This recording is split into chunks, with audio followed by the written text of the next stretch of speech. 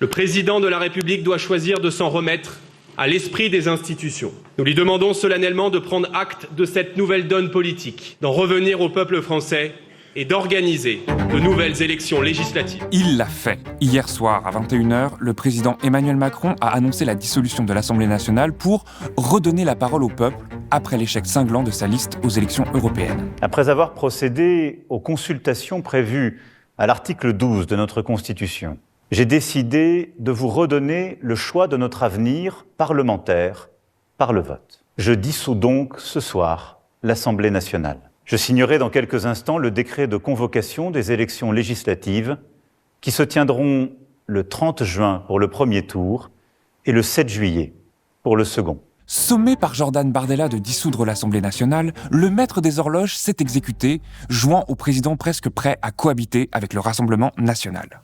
Cette décision est grave, lourde, mais c'est avant tout un acte de confiance. Confiance en vous, mes chers compatriotes, en la capacité du peuple français à faire le choix le plus juste pour lui-même et pour les générations futures. Cet électrochoc politique a sorti la sphère politico-médiatique de sa léthargie post-électorale. Et non sans raison, pour la première fois de ses 2 mandats, Emmanuel Macron fait appel au peuple, et sans filet de sauvetage. Et pour tout cet ensemble de commentateurs désemparés, face à des résultats qu'ils ne comprenaient pas bien, il a bien fallu trouver un angle, et le voici. C'est la démocratie qui s'exprime. Il y a un moment donné, le président de la République tranche et appelle le peuple pour qu'il réagisse. L'heure est grave. Je crois que quand on donne la parole au peuple et on fait confiance au peuple, on ne se trompe jamais. Le président donne la parole au peuple. S'installe alors cette petite idée, assez séduisante, que tout est démocratique, tant qu'on demande son avis au bon peuple. Les questions de calendrier, de débat, de liste, de stratégie sont toutes effacées par ce blanc-seing que donnerait la consultation populaire. Plus sacré que le Saint-Crème de Reims, le président mal aimé pourrait chercher l'absolution de la main du peuple. Alors, cette dissolution surprise de notre président est-elle vraiment ce pansement miraculeux sur les vieilles et douloureuses blessures de notre démocratie? Ou n'est-elle encore qu'un tour de passe-passe politique, voire un piège? C'est ce que nous allons essayer de voir dans ce nouveau décryptage politique pour Blast.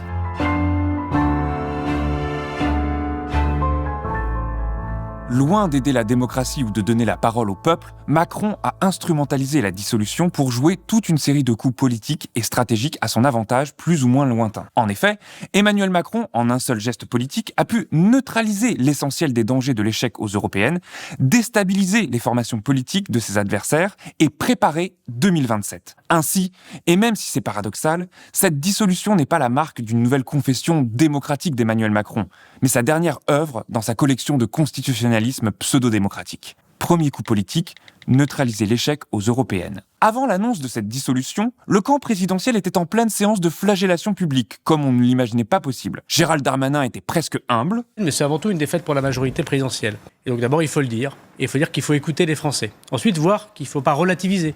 Ils sont venus voter les Français, plutôt plus que la dernière fois. Et donc il ne faut pas relativiser ce score.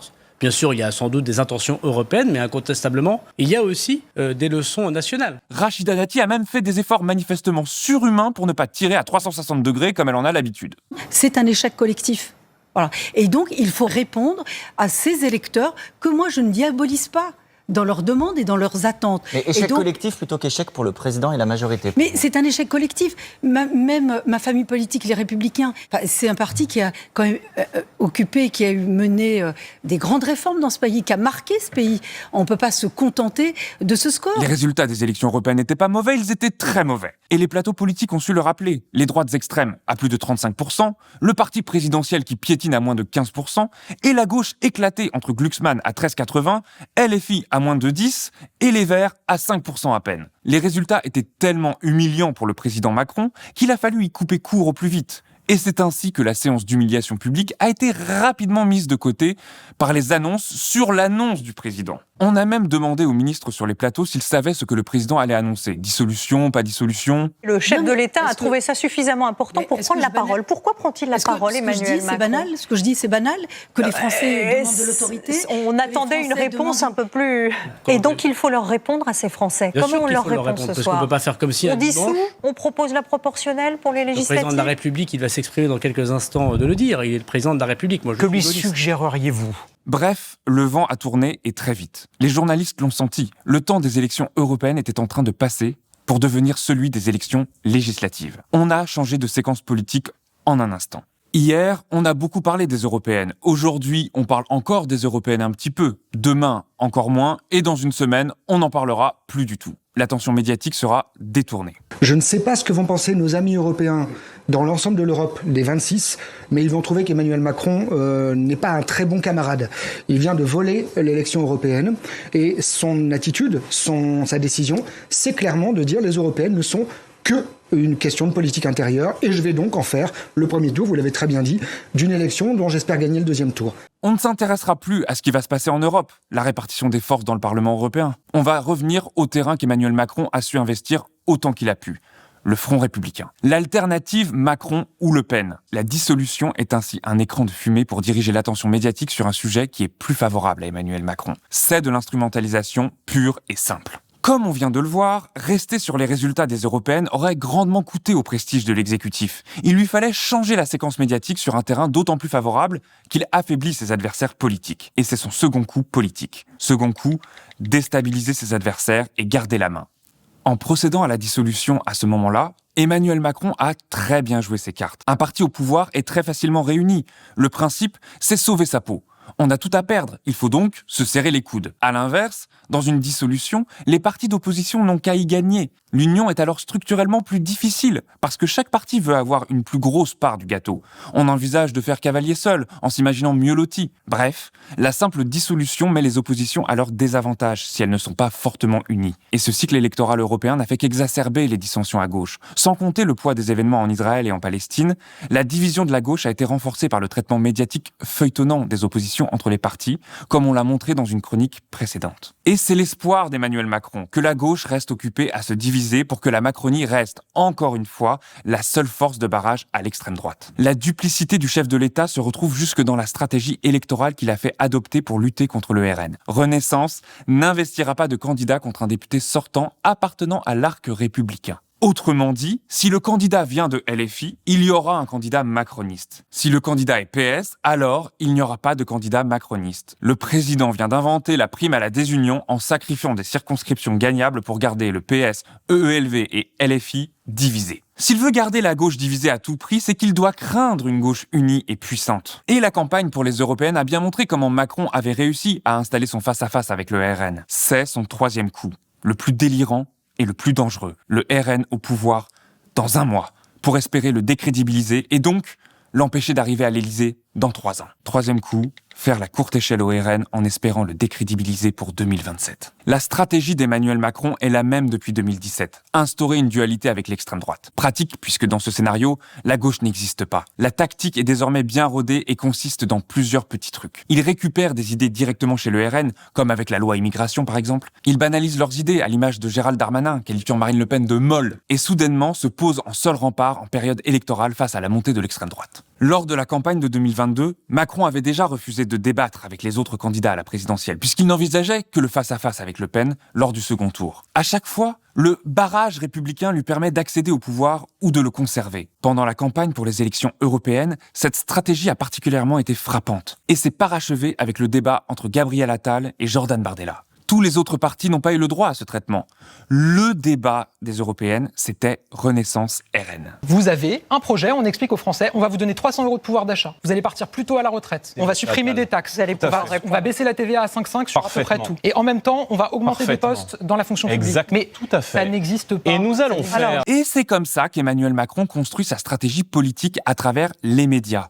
En imposant la venue du Premier ministre, qu'aucune chaîne d'infos ne peut refuser, Emmanuel Macron fabriquait le face-à-face entre lui et Le Pen. Ce face-à-face a beaucoup donné au président, qui a construit dessus sa théorie du barrage. Mais cette théorie a aussi beaucoup donné au RN, en légitimant sa place aux yeux de tous. Il y a de grands risques que le RN remporte une majorité à l'Assemblée nationale. Ça veut dire un ou une première ministre d'extrême droite dans 4 semaines. Ça veut dire un gouvernement d'extrême droite avec son lot de ministres de l'éducation, de l'intérieur ou encore des affaires étrangères racistes, xénophobes, sexistes ou amis de Poutine. Prendre cette décision maintenant, alors que le parti présidentiel a rarement été aussi détesté, c'est faire un pari fou. Option 1, il gagne. Il pense ressortir de toute cette histoire renforcée avec une vraie majorité présidentielle et un regain de légitimité. Il gagne. Option 2, il perd et doit laisser l'extrême droite arriver au pouvoir, mais il gagne encore. Il se présentera comme le dernier barrage contre le RN dans le pouvoir durant la cohabitation. Dans sa stratégie, Emmanuel Macron se pense probablement gagnant dans les deux scénarios. Le seul où il perdrait vraiment, c'est celui où le Front populaire, l'union de la gauche, serait au pouvoir. Car même si l'extrême droite arrivait au pouvoir, ça permettrait à Macron de faire preuve de l'incompétence du RN aux manettes. Le tout dans un contexte extrêmement tendu, notamment sur le plan géopolitique. C'est d'ailleurs sur ce terrain-là que Gabriel Attal a attaqué Jordan Bardella lors du débat. Les dossiers, le côté technique pour montrer qu'il n'était pas sérieux. Un échec cuisant, puisque dans les jours qui ont suivi, ce débat où Gabriel Attal a été considéré comme gagnant médiatique, l'extrême droite était plus forte que jamais. Emmanuel Macron sait qu'il est beaucoup plus difficile de gagner une élection présidentielle lorsqu'on sort d'un exercice du pouvoir. Et c'est sur ça qu'il compte pour espérer que le camp macroniste l'emporte en 2027. Car pour l'instant, les récents sondages donnent Marine Le Pen victorieuse si une élection se tenait demain. Ce troisième coup, c'est le plus dangereux. On savait qu'il jouait avec l'extrême droite à des fins électoralistes. Mais désormais, on sait qu'il est prêt à leur céder le pouvoir pour espérer mieux le reprendre. Emmanuel Macron déteste tout ce qui est de gauche, progressiste, solidaire et écologique, on le savait. Mais on n'était pas sûr de savoir à quel point. Avec cette dissolution, on le sait désormais. Il déteste la gauche davantage que l'extrême droite. Les analystes de plateau choqués et un peu amoindris par l'annonce présidentielle ont vu dans cette dissolution un salutaire recours au peuple. Ce qu'on voit aujourd'hui, c'est en réalité tout l'inverse d'un recours au peuple. Cette dissolution est le dernier acte d'un président seul, capricieux, mégalo, mais surtout dangereux. Loin de promouvoir l'idéal démocratique d'une élection libre et régulière, il a réduit la campagne à 3 semaines pour prendre de court ses opposants. On discutera à peine, on ne débattra presque pas. Il s'est servi de son pouvoir de dissolution, normalement là pour permettre le bon fonctionnement des pouvoirs publics, afin d'atténuer les difficultés politiques de sa défaite et profiter des vulnérabilités de ses opposants. Mais plus grave encore, ce que cette annonce nous montre, ce sont les risques d'un pouvoir solitaire. Comme le président l'a dit dans son intervention, personnellement, il n'a pas d'autre échéance électorale jusqu'en 2027. Et il s'en est vanté, comme si c'était la preuve de son impartialité, alors que c'est surtout la démonstration de son irresponsabilité. Nous sommes coincés avec lui jusqu'en 2027. Et alors même que je suis le seul responsable politique à n'avoir aucune échéance électorale personnelle en 2027, soyez certains d'une chose. Ma seule ambition est d'être utile à notre pays que j'aime tant. Ma seule vocation et de vous servir. Les députés sont congédiés par la décision unilatérale d'un président très peu légitime et plus du tout représentatif. Après l'article 47.1 et 49.3 sur les retraites, la loi immigration avec le RN, le président ressemblerait davantage à un agité avec le doigt sur le bouton nucléaire qu'à un grand stratège. Il ne recule devant rien et n'assume aucune de ses défaites. Il brûlera tout plutôt que de renoncer à garder la main et le pouvoir. Ses propres électeurs en sont catastrophés. Vous pleurez ? La prudence des temps, c'est toujours s'unir et résister pour dessiner l'avenir, se replier ou céder à toutes les démagogies. C'est pas une bonne décision. Et je ne les laisserai pas. Fédération continueront. Les risques du RN au pouvoir sont immenses, pour la démocratie, pour la France et pour l'Europe. Mais le pari poker dictateur unilatéral d'Emmanuel Macron nous engage tous et l'alternance véritable ne pourra être conquise que sur le dos d'une gauche unie et soudée. Il nous reste que la gauche. Il reste que la gauche pour pouvoir faire front au Rassemblement national. Et je le dis dans ce moment, je le dis avec gravité, avec responsabilité, il nous faut une gauche unie. Il faut arrêter les conneries. C'est le seul moyen d'aujourd'hui faire front au Rassemblement national.